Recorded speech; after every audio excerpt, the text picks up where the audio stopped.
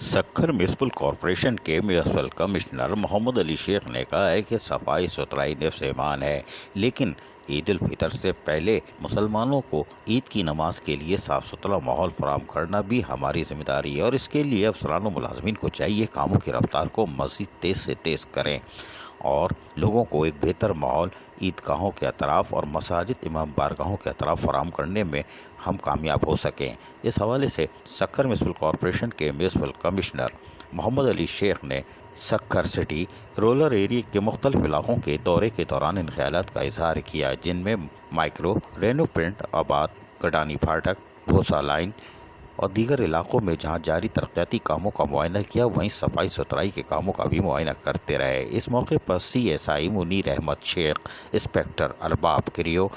ریاض عبداللہ کے ساتھ ساتھ آفس سپرنٹنڈنٹ آصف بھی موجود رہے، جبکہ اس موقع پر سکھر میونسپل کارپوریشن کے میونسپل کمشنر نے جہاں لائنوں کے ڈالنے کے کام کو جاری رکھا ہوا تھا، وہیں مساجد امام بارگاہوں کے اطراف صفائی ستھرائی کے کاموں کے ساتھ ساتھ لائٹوں کی مرمت کے کاموں کو بھی جاری رکھا ہوا ہے، تاکہ عید الفطر کی نماز کی ادائیگی کے لیے جہاں صاف ستھرا ماحول فراہم ہو، وہیں پر تمام محکموں کو الرٹ کیا گیا ہے۔ لازمی سروس کے محکمہ صحت، محکمہ B&R، محکمہ M&D، یہ لازمی سروس کے محکمے ہیں، اور آج بھی سکھر میونسپل کارپوریشن میں افسران و ملازمین عملی طور پر عوامی خدمت کے کاموں میں مصروف ہیں۔ یہ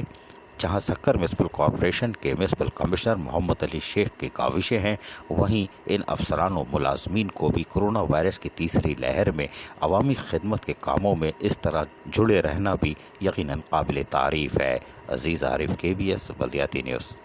ایسی ہی خوبصورت ویڈیوز فیوچر میں حاصل کرنے کے لیے ریڈ بٹن پر کلک کر کے اور بیل آئیکن کو پریس کر کے ہم سب کے سبسکرائبر بننا مت بھولیے۔